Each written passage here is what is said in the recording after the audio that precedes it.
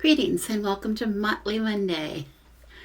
The idea of these Motley Monday videos that I was putting up are for those of you who are interested in the day-to-day, my little bit of day-to-day routines that I do, some of the things that maybe my tarot community is not that interested in, and maybe some of the things that people looking for more witchy subjects are not interested in. But I do want to say one thing about that is that as a witch, as a tarot reader, as a pagan, those are all parts of my life. They're parts of my life. They're not a little section of my life. I don't get into a car and drive to my witch place or drive to my tarot place, although sometimes I do. But these are just things that I do all day long, along with all of the rest of my everyday chores that all of us have to do. Those of you who go away to work or go away to school or whatever during the course of the day, you know, you wash clothes, but you don't spend your days washing clothes. Okay, so it's the same thing with being a witch. Because I'm so in tune, though, my practice is so much in tune with the earth. A lot of my activities, my day-to-day activities, which might not be so interesting to some people, are a really important part of my practice. My garden is a very important part of my practice. The lessons that I learned from my garden are the lessons that help guide my life, guide the direction of my life. The ideas of making use of wasting nothing. Everything that you think is waste is really not. And, you know, and living frugally, not wasting, not continually buying into the idea that we have to continually replace with new items, repurposing things, coming up with different purposes for things that we have the first time. That to me is a very important part of my practice. So that said, these Motley Mondays I'm going to be putting up, maybe not every week, but for sometimes on a Monday, are going to just include little glimpses of some of the things I do for the day. Some of them are quite mundane to some of you. Some of them are quite witchy to some of you. But to me, they're just part of my everyday life. And I really welcome those of you who wish to come along with me in that part of my life. So stay tuned. You might remember me working on the back for this tarot deck. This is my Deviant Moon. I wanted to show you how cool the bag came out. I'm so happy with it. I love this design. First of all, it's a little slouchy, so it'll fit other decks. But it's pretty much custom to the size of this deck. But what I like about it is I have designed it, and of course I'm using just my leftover crochet cotton. What I did do, though, differently from when I showed the video is I tore out what I had and began the project again because I really wanted the double thickness of the cotton. The cotton I was using was too thin. Okay. The other thing I did, what I want to tell you about the design, I'm so happy with this design because as you can see, my tie is on the side. I hope you can see. My tie is on the side. So then I can stack one deck on top of another if they're in these bags. I don't have that bulky tie here on the top. But how I did that was when I did the chain, I just made one longer, one shorter, and one longer. Okay, so here, you can see it this way. I'll turn the front. One is really long, and one is short. That means the long one, when I fold it over, goes around to the back, and then I tie it on the side. It just works so much easier than trying to figure out wrapping around. I used to make them long enough so I could wrap it around a couple of times, and I don't know why I did that. That was sort of silly. But anyway, I just used leftover. I still have more of the purple left, but this little green is gone now. But it fits really nicely. And I even showed you, to show you, I have a little white book tucked inside. I don't use that book, but I have it in there to keep. I don't know where I'm going to put it because I got rid of the box. The box was pretty much destroyed. And of course, if you've watched my channel long enough, you know that I did not bind this deck to myself yet. Because you see there's no black cording tied inside the lid. If you're not sure about that, you might want to look at one of my older videos when I showed you where I did that. But I do a special little spell where I where I bind the deck to me. It helps keep it from disappearing because I've had some decks disappear on me in the past. And the thread that I use in the binding spell, I keep with the deck, and I usually tie it in the case. Or if it's in a box, I tuck it in the box or whatever. Okay. The reason for this video today is I'm going to, now that it fits really nicely in there, and now that it's ready to use, of course, it's been ready to use, but the one thing I noticed when I made the bag was how much I disliked the edges. These are nice looking cards. I like the cards. I like the cards. I like the graphics on the cards. You know, I really like the artwork on the cards. I love it a lot. I love the colors. There's a lot of, he used a lot of purple or violet. That's why one of the reasons I think I chose the purple to go along with that green, because there's no purple in the actual card. But you see some of them have that little bit of purple, and it just stood out so much to me when I was using the cards that I thought, when I was selecting something, the color for the bag, I thought of purple. I had that little purple left over from something, I don't know what, that I would use. So I decided I'm going to edge the cards. Now, you might have seen me doing that before. I'm sure, seen other people edging cards before. I don't normally edge most of my decks, but because many of my decks I have are gilded. I always edge when I trim because it leaves an ugly white edge. But this one, I'm not, of course, trimming. It's borderless. It does not need trimmed, and they're beautiful to shuffle. They're nice in my hand. But I thought the edges looked pretty crappy. Pretty crappy. I don't know. It just seemed the graphics are pretty. The back, because I love the back. The bag was pretty, but the edges, not so pretty. So one thing I'm doing today is I'm going to edge, and I'm just going to show you my method. Is so very, very simple. Nothing to it. I'm not going to show you the big long thing. I'm just going to show you a little bit. It's one of my projects that I have on my agenda today. Okay, here's my deck, and this is what I'm choosing to use, what I like to use. These are Sharpie markers, but they come in all these colors, and I just got a combo box. But you can buy them individually if you want to. But what I like about these is they have a chisel tip. They even said chisel tip. And what that is, it's a little wedgy tip, little wedgy, kind of a wedge. So when you go around your card,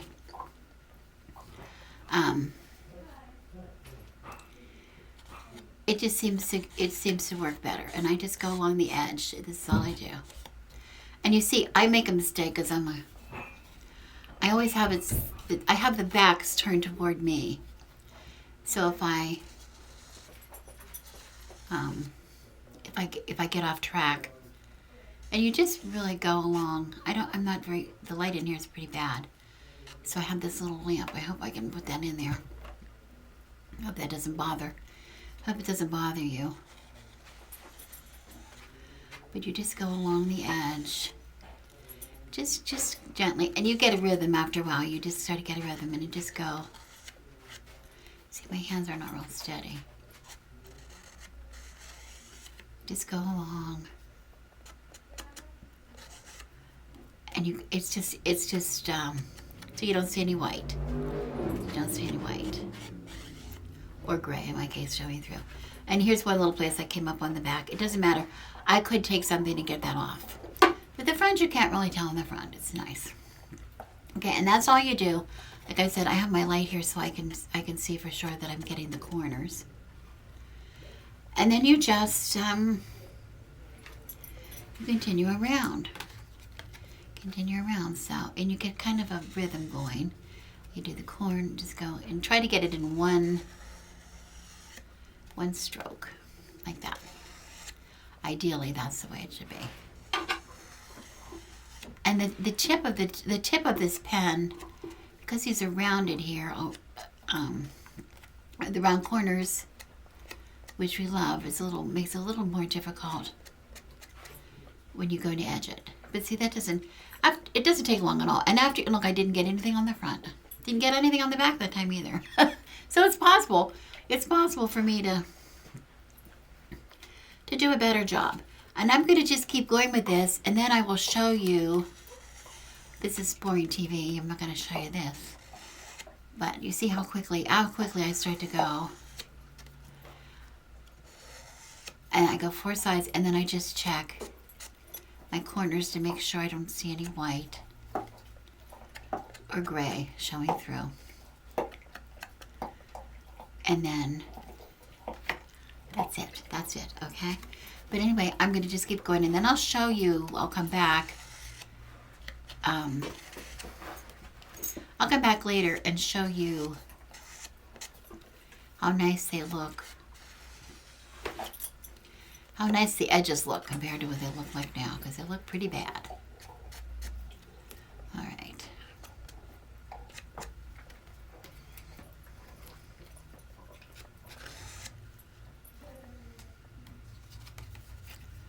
Okay, again, trying to go. And your eyesight is much better than mine. And I'm sure your light is better than mine too, so.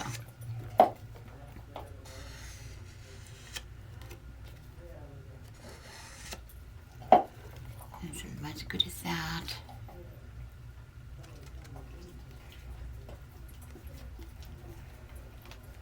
And the other thing is, when you put them, what I want to show you is, when you put them together, when you start to put them together, your stack, you can't really see it. I don't think you can see it, but I will be able to see, when I see them all together, I see any that I might need touched up. I can go back with my pen at that point and just touch it up a little bit. Okay. Already we're starting to see a little difference. Let me hold a couple.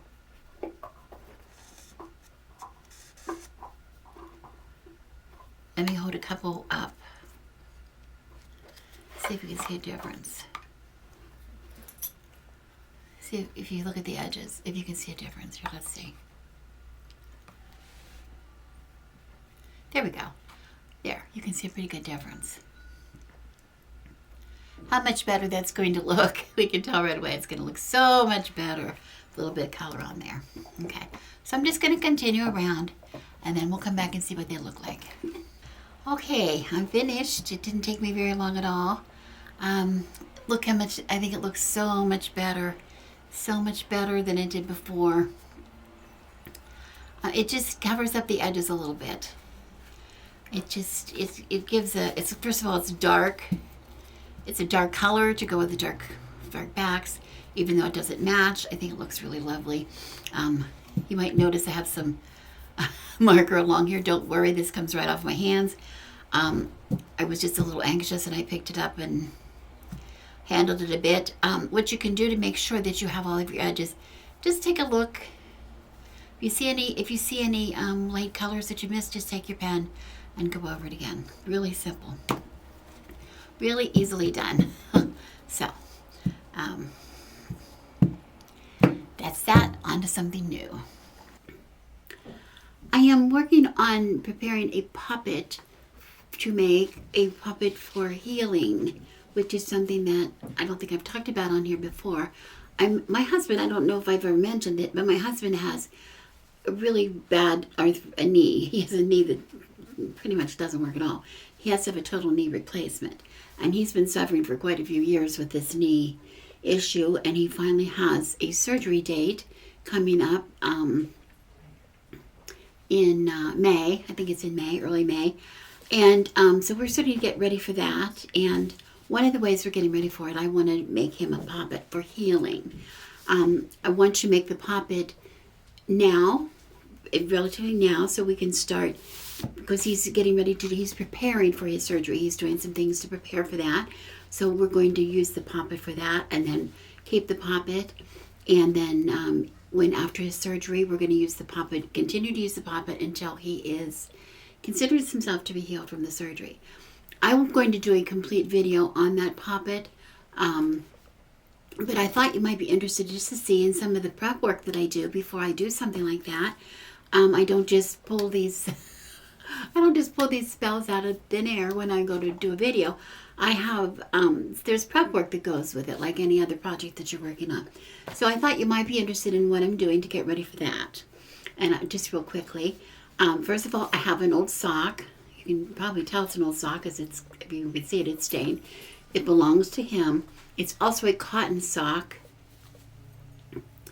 I think it's actually a cotton wool blend, but it's a blend. But it's a sock that I think is good to use because remember, I'm very aware of trying to be very aware of what kind of materials I use in case I'm going to bury it. I'm not sure if this is going to be buried or what is going to happen to it yet. We're going to talk about that. But for a while, it's going to be staying. It's not going to be buried immediately. It's something that we're going to use to work with for a while. So, but anyway, it's something that if I wanted to bury it, I could, or if I wanted to burn, I could without too much incident. So, I have a sock, and I'm going to fashion a poppet out of the sock.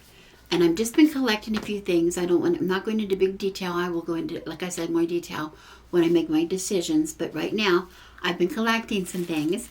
Here I have, in a bag, you might not be able to tell, but I have some of his hair from his hairbrush. You know how I love to use hair. And today he just handed me some nail clippings. He cut his nails today, trimmed his nails today, and he collected them here in this little dish for me so I can use those. Those two things are going to be going inside the poppet. The other things that are going inside the poppet are going to be some herbs. I'm planning on what kind of herbs I want to stuff it with. I want to look for herbs that will first of all heal him, good for healing, but also for lifting his spirits and keeping him focused and on keeping him calm and patient, because this is something that's going to require some patience. And then I'm working, so I'm going to do some research. I have my book of shadows here in front of me, and I'm looking and doing some research on what kind of herbs that I might want to use. Then I have some things that, of course, the things that I have, I'm not going to go get anything special. So some of my tried and true things, but I'm also going to be adding some things that, one thing for sure I'm adding, which I will tell you about in the video when I do the poppet, is something that it's new to me. It's really new for this use. I've used it for other things, but not for this usage that I'm going to be adding. I'm also going to be creating an incense blend, which the research for that I'm doing as well. Some of the same things will be going into an incense blend that I will use. I will first use it when I'm baptizing the poppet, and then I will use it again and cleansing, using it in the room, and probably in the bedroom or in the area, or using it to smudge him when he's had his surgery as a kind of an aromatherapy kind of thing. Also, I'm making an oil that I can help use for both the poppet and on him after his surgery, and also a tea. So I'm going to be making a special tea for him to drink. So it's a big process. We're getting involved in it. I'm just going to do I'm getting some of the prep work done on that today while I'm in my room, waiting for my cleaner to finish. Okay, I'm in my seed room, my chick room, my everything room. And here's my sweet potatoes, and I wanted to show you. You might be able to see. Let's move the front one out. Let's move this front light out first. By the way, if I show you this one, it has grown. I've got a slip that has grown clear up to that potato. Okay, up to the light. We have some smaller ones at the bottom. I'll just show you while I'm here. And then I have some here. By the way, this is from our sweet potatoes from our garden, last year's garden. And I have some other ones growing up. Let's put, I got 1, 2, here, this is 3, 4, over here, like 2 more over here, 6, I think 7, one's growing out of the top of this potato right here. So we're getting there. And here in the front, these are the ones we got at Sprouts, organic potatoes. And they're short still. We just got little ones. But they're growing. We're starting to grow. So as you can see, this one back here, this is the problem. So I'm going to have my husband hold the camera, and I'm going to try to get in there and dig that off of that potato to show you what I'm going to do with it. Okay, I'm going to just keep moving this back out of the way so I can get in here. I want to see the potato, actually, to see where we are. I can't really see where it's coming. There's the potato right there. It's coming out of the tip, the very tip of the potato. Okay, And I can see roots are starting to grow. Can you get in here and see? Yeah, I'm in there. Okay, right here. The roots are starting to grow out of here, below that node. And I'm gonna get some here too. So that's where I want those roots to continue. So I'm gonna try to break this off. Gently just pull that off. Oh my goodness, look at the roots. Wow. Look at the roots wow. on that beauty. That's glorious. Okay, and then we're gonna take that out and we're gonna get that into some water and continue to grow this. So I'm just gonna set that down for a minute. Wow, that's great. While I have the light moved away, I'm gonna put a little bit more water in here. I'm having to water more often than I thought I would, but I have the heater on in this room for the chicks. And I have no holes in the bottom of this. So I just want to keep it. I'm actually putting water on the top of the potato because the room is so dry from the heater going. This one's pretty good. Just put a little bit on there. Particularly on the potato. Because if I were going to be rooting these slips on the sink, the potatoes would be moist. Okay, so I think it's best to do here. So let me get the lights back in place. Tuck them in.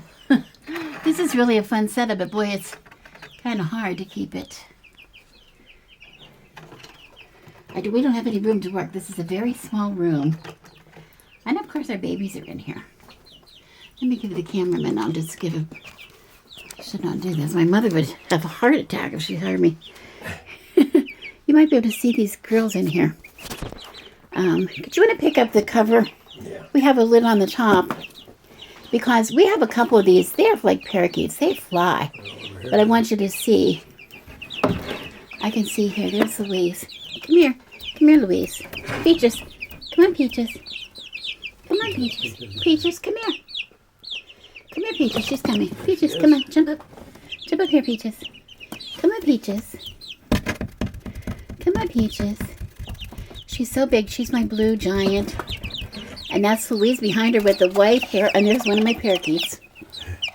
I won't want them to fly out. But look how big they're getting. Oh, they're getting so big. And they're responding to their names. A lot of them are responding to the names. Okay. Let's get the sweet potato in the water. I have my Buddha bottle here. I love Buddha to help me with this. And I'm just going to try to gently put my roots down in the water. I'm not going to worry about that dirt. They're going to get rinsed off many times. And I'm going to try to get cool water. Not hot, but cool water. I'm going to fill it up to the very top. That is so hot. This thing makes so hot water anymore. Pull it down level. Level, what do you mean? Way down.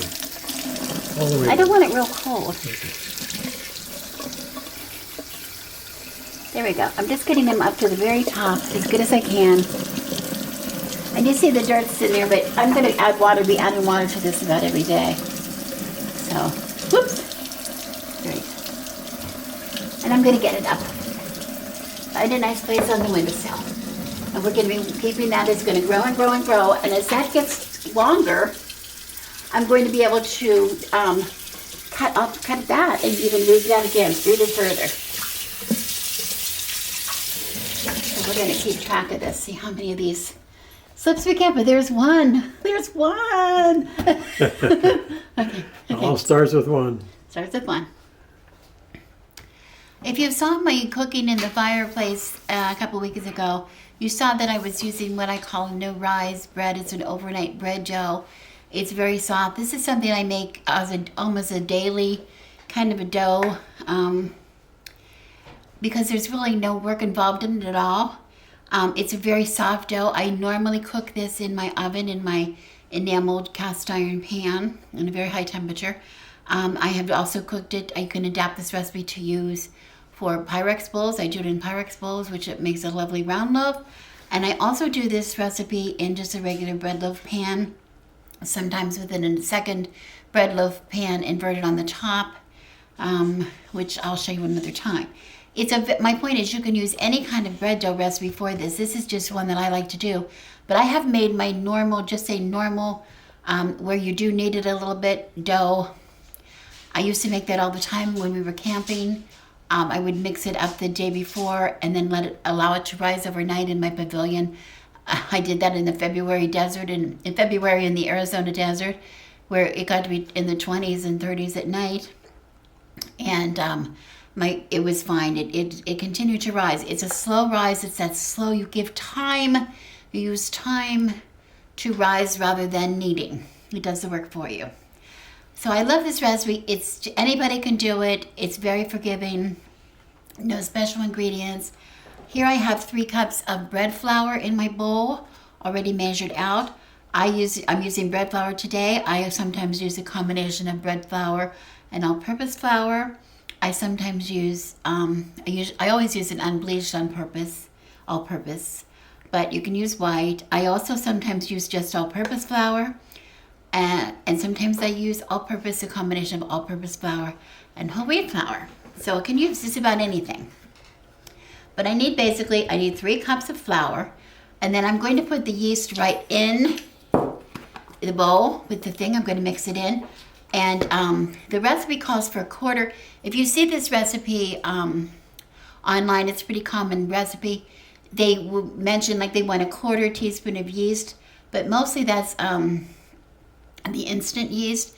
And mine is just a regular active dry yeast that I buy in bulk. So I'm going to use up to about like a half to almost a teaspoon of yeast. It's not too much because it's really cold in here, and I like to get a nice good rise before the morning because I want to bake this tomorrow. So I put that in there, and then I put in salt. I'm going to put a teaspoon of salt. Again, any kind of salt. You can use any kind.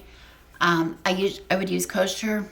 I usually use kosher, but I like this pink Himalayan salt because it's not quite as coarse as the kosher. And I'm going to use a teaspoon of that.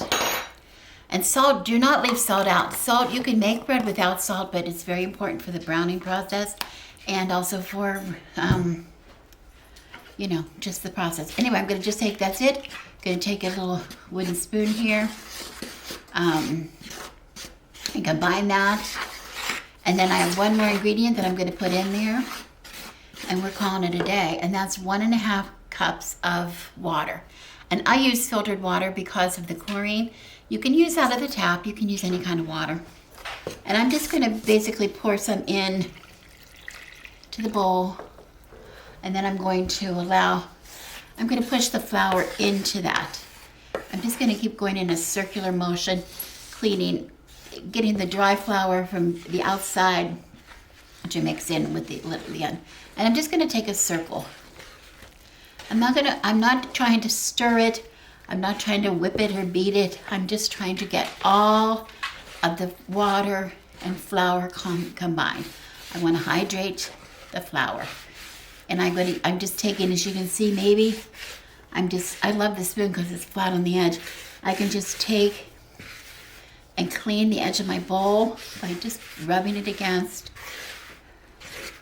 The idea is I want my flour, my mixture all to come together in this wet, sticky, shaggy mess, which is exactly what it's going to look like. And if you've made bread before but have never tried this recipe, this does not look like the bread that you would use ready to knead. This is much too sticky, and you would want to put more flour. You would think that you need to put more flour, but this is exactly the way I want it. So I'm just going to clean that off with my little spatula here. And then I'm also going to just make sure I have any bits of flour. Any bits, I like to try to form it in some kind of a ball. It doesn't have to really be in a ball, but I like to have it all incorporated in one place. And this is all I am doing. Now I could cover this in any way I want. This is the dish. I don't usually use plastic, but this is the dish I made bread dough in at war for camping, my SEA camping. In my pavilion, I used this for years, 20 years probably. It always worked for me, so I'm going to continue to use it. And I like it because I can just put the lid on it. And I can leave it here on my counter, on my table until tomorrow. And it's going to just rise and it's going to get all bubbly. And then I'm just going to clean it down with a little bit of flour, enough just to get it onto the counter to be able to handle it, not with my hands, but maybe I'll show you on another time when I make it. Get it into what I'm going to mold it in, what I'm going to keep it in to rise, and then it'll be ready for baking. Anyway, who says you don't have time to bake bread? This is all the time I'm spending today. Tomorrow I'm going to have beautiful homemade bread. Joe and I are always looking for ways to save money on things that we don't have in our own pantry, things that we don't grow. We do grow peppers. You have these beautiful peppers in front of you. We do grow them, but we don't have any left from our season last year. And Aldi's, our local Aldi's, had these colored peppers, these beautiful bags of these giant colored bell peppers, and I love the different colors. I use these all the time. So we bought several bags of these, and we've been using them. I'm saving one. I'm going to use it for dinner. And I'll take you along on what I'm going to be making for dinner. But I also have, what am I going to do with all these peppers? I can't keep all these peppers. I won't be able to use them fast enough. So what I do is I like to cut them up, and I like to cut them in strips, just like you would. I use how I'm going to use it, and then I freeze them. I'm going to flash freeze them. I'm going to put them in a single layer.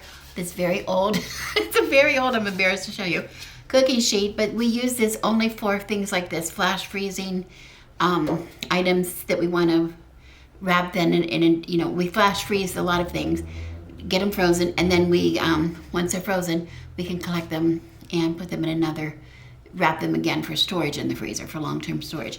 And the peppers, if I just cut up these peppers and put them in a bag and put in the freezer, the moisture from the pepper would make them stick together, and I'd have a messy pepper ice cube popsicle to deal with when I wanted to use them. But by flash freezing them first on a tray in a single layer, then putting those frozen peppers into a bag, then I'll be able to just reach in the bag, pull out what I need anytime I want to use, like in a stir fry or whatever. I'll show you one of the ways I use it for tonight's dinner. I'll show you one of the ways, but I use peppers a lot.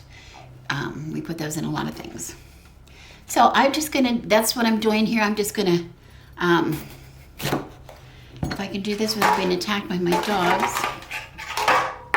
because my dogs are, I told you, they're like vegans a little bit. And I'm just gonna pull the top out of the pepper here.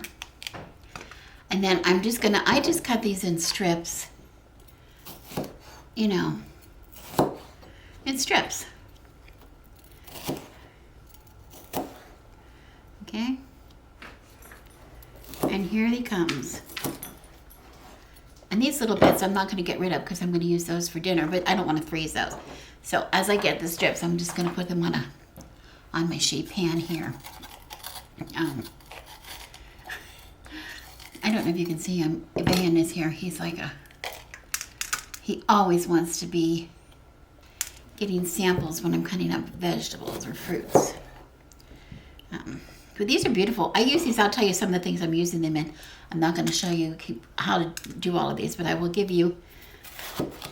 show you how I start.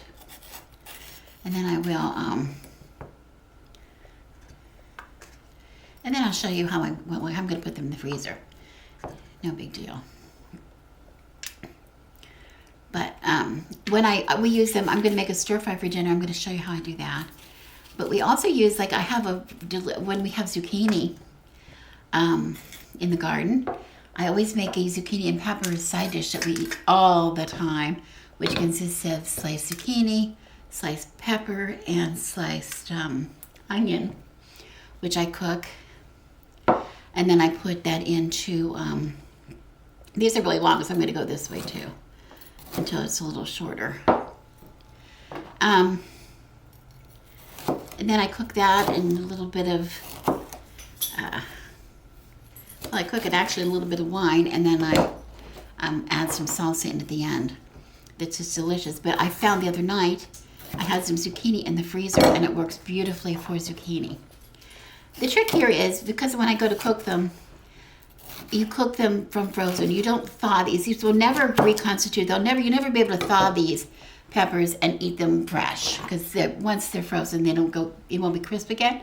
But if you want to cook them, like you use in a stir fry or like you use in a side dish or something like that, don't thaw them first. Just cook them right from frozen, and it's really, really a very nice product.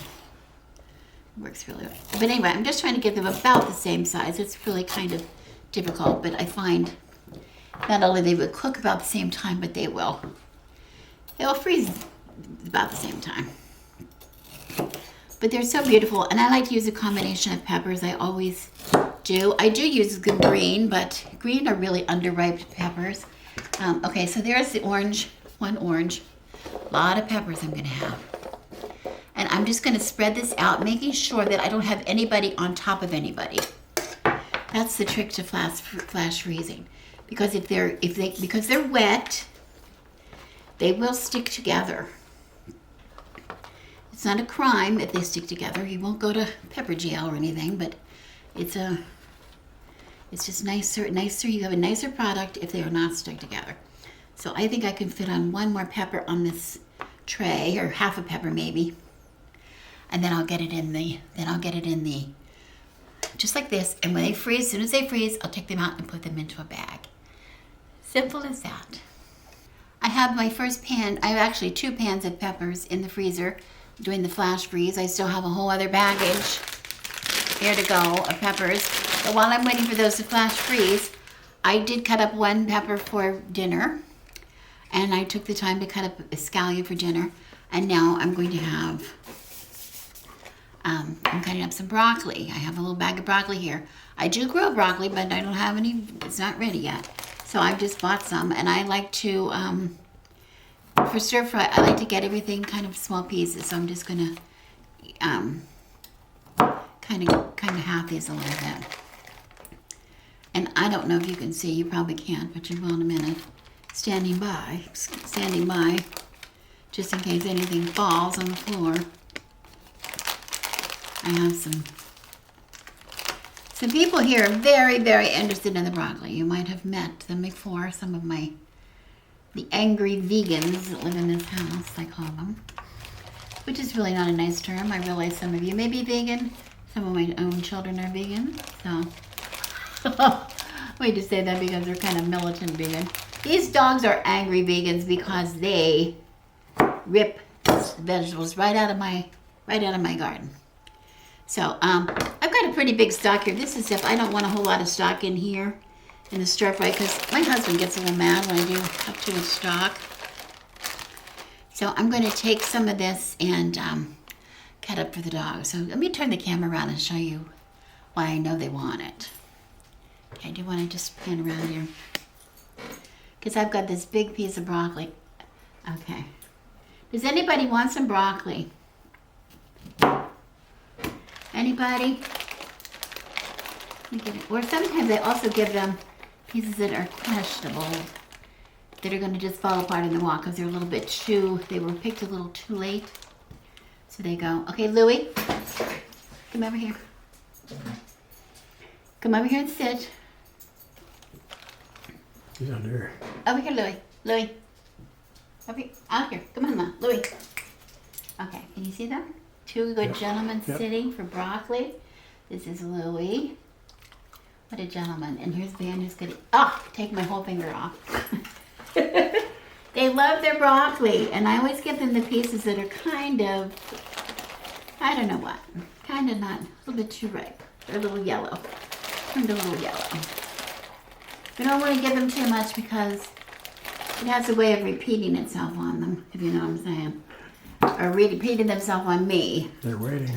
They're waiting. Let me give you one more piece. One more piece of broccoli. Okay, who wants it? Who wants it? Good boys. Those are my best boys. Now I have chocolate all over my fingers, So I gotta wipe my fingers off. Just a minute. All right, that's all gone. Good boys. Go lay down. Go lay down. Good boys. They're gonna position themselves under my table here in case I drop anything, because I know I usually drop. So, okay, I'll be back.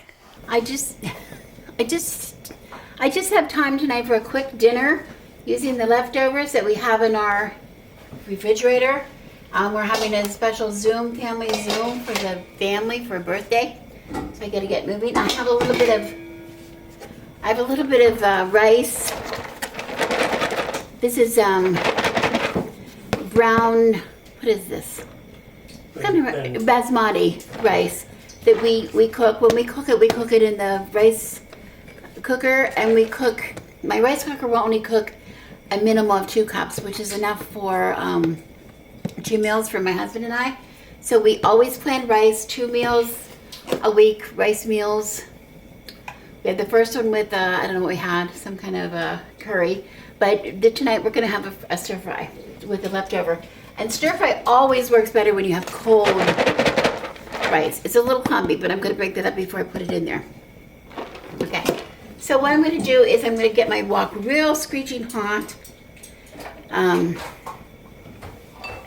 And this is just the way I do it. This could be a really dumb way to do it, but this way I've done it for years and years and years.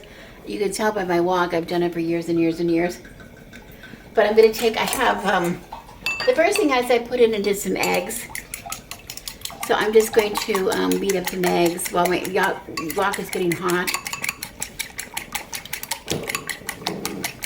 And these are beautiful fresh eggs from my chickens. For my hens are finally starting to lay again, which is a relief after a winter of not wanting to lay. I have my wok is starting to get hot. I have a little bit of oil, just vegetable oil here. It was left over from something we had the other night. I use it, try to get it two times. And I just get that really hot in there. Really hot. I probably won't use more oil than I should, but that's just the way I cook. I don't know what to say. So, get that real hot. I want to get that almost smoking hot. It's very hot. And of course, I don't have a restaurant stove. I just have a simple, what is this kind of stove? I don't know what kind of stove I have. What kind of stove is this? GE gas. No, it's not GE. Is it in GE? It's a GE. Anyway, it's just, it's I don't have big super burners or anything. So this is just what we do. But anyway, I beat up my eggs. I have 3 eggs here. You always put a lot of eggs in the beginning. And I just take and I just break them up and cook them as fast as I can. Just try to get them cooked. See, scrape them down off the sides. Typical fried rice always has some eggs. Sometimes I put a lot of eggs in there because, we have hens. So sometimes we have a lot of eggs, but I always use at least 2. I'm using 3 a night. And as you see, they're still kind of wet.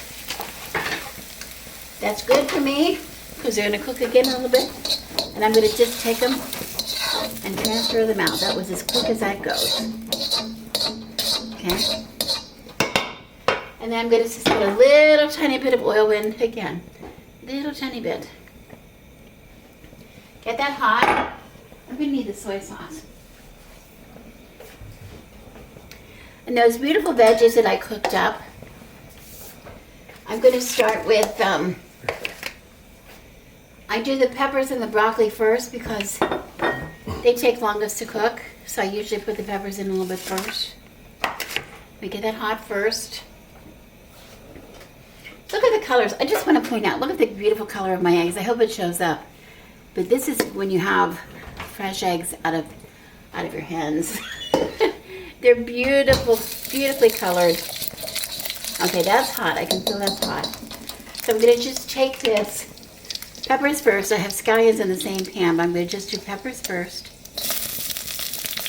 And this is a little bit, this is a whole red pepper that I cooked up earlier. And I'm just going to start that.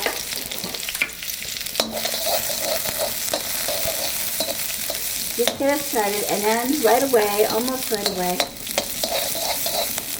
I'm going to put the broccoli. And watch what happens to the broccoli when I start to just cook it.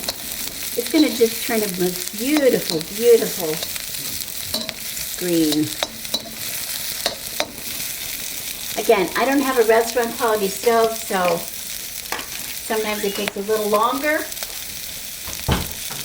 than it would if you were in a restaurant watching them cook on stir fry, or on TV if you watch people do it on stir fry, like I used to watch Yankee cook or whatever.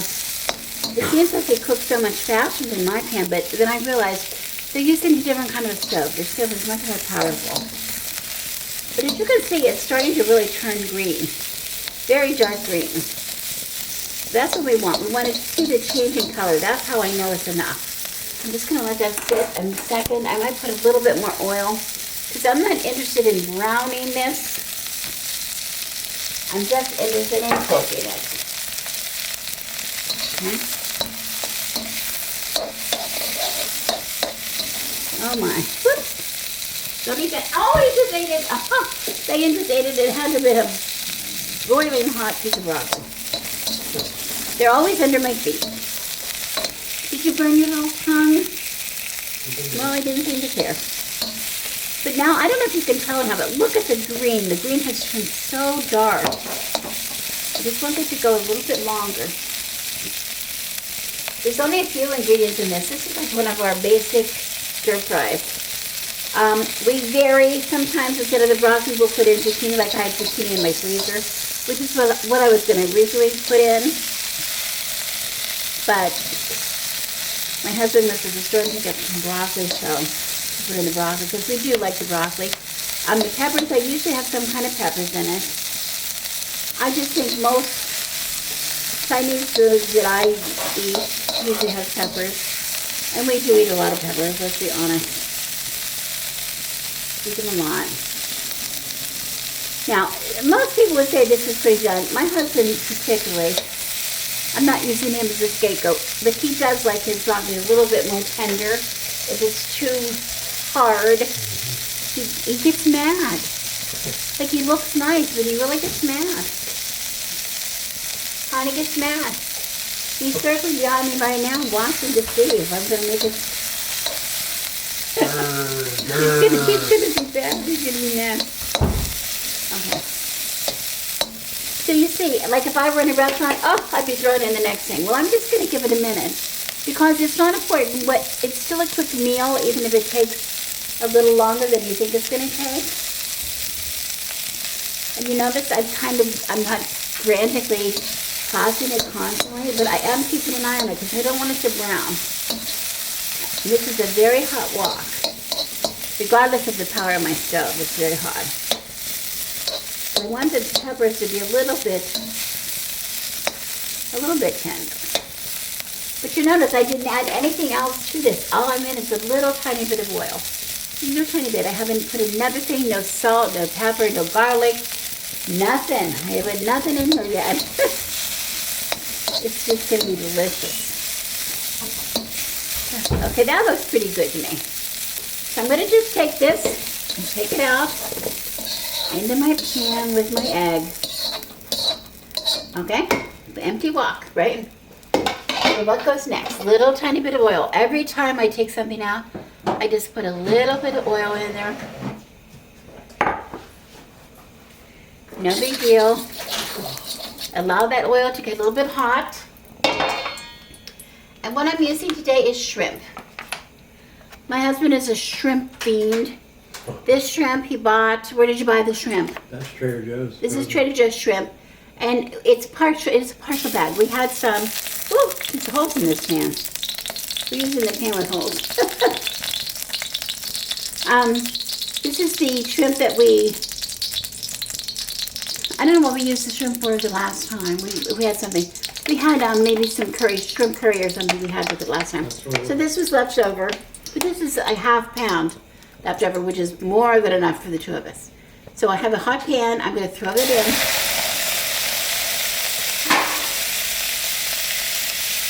Again, I have nothing at all in this pan.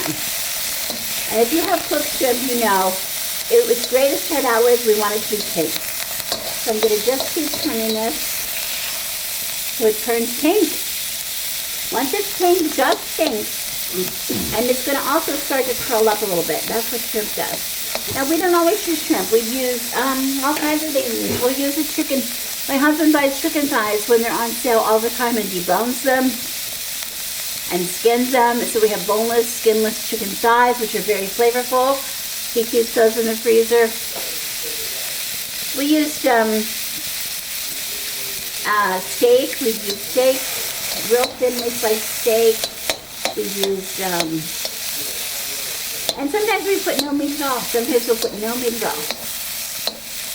So I'm just going to try to flip some of these over that did not get cooked on the other side, because I like them to be kind of color on them. You see, they're kind of pale until I get them flipped. There we go. They're just about cooked.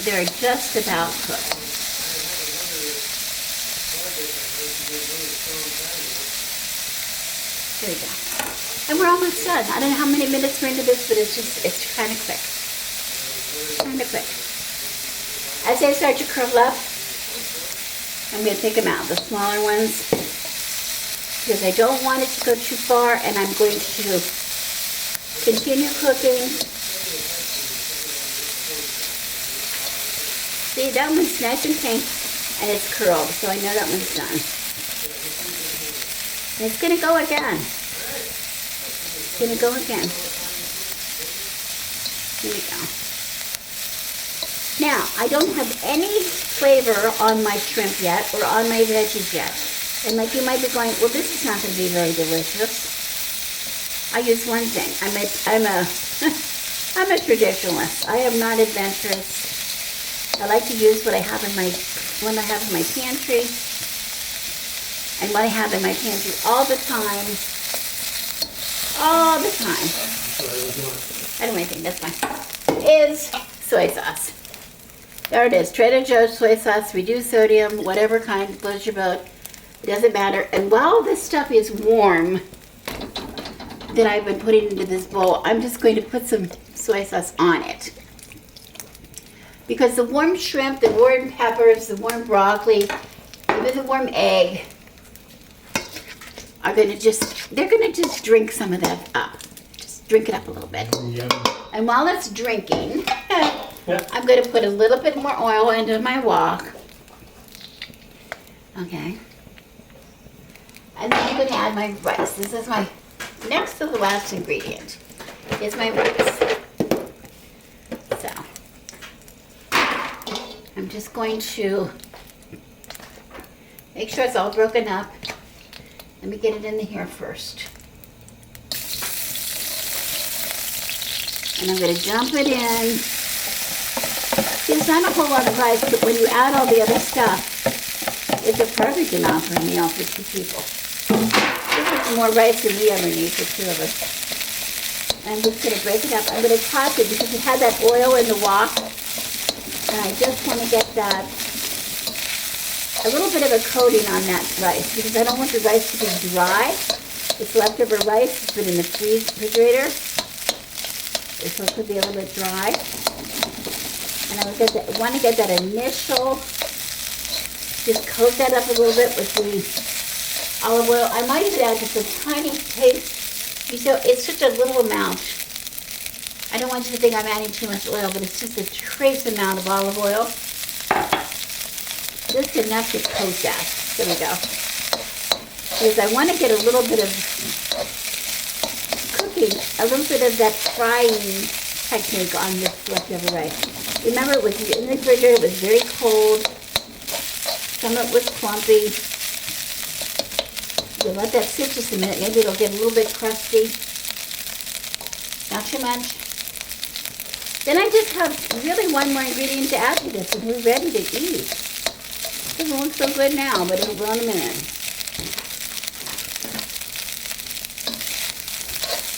I hope I'm not making too much noise with my spoon. But I have to keep it moving in the wok. That's the secret to this. And then now I'm going to add a little bit of soy. And the soy sauce is what is the only seasoning I'm putting in at all. That seems like, well, that can't be good. Will you trust me? It is. You need no more salt, no more pepper, no more garlic. Because what does soy sauce even have in it? I don't even know. It has water, soy, sweet, salt, and vinegar. Well, it doesn't have much of anything. But it tastes good. Okay. So I have that. You see now I've added the soy. That gives me a little bit of color. And now I'm ready to put all this back in. All the goodies back in. Oh my goodness, now it's starting to look like a meal. Now it's starting to look delicious. Look at that. Oh, if you don't want to eat that, I don't know what you want. That is gorgeous. And then, the very last thing I add, the scallions that I chopped up. I like to keep them kind of raw. They wilt a little bit. They wilt a little bit in the rice. Look at that. Look at that. Look at it. Well, you can't help but look at it. That's all you can see. That is beautiful. Look at that. It's perfectly seasoned. I don't need anything else. No salt, no pepper, no garlic, no fancy stuff.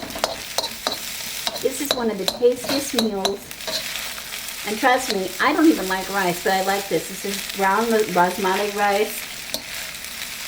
The flavor it picks up from all these other vegetables is incredible.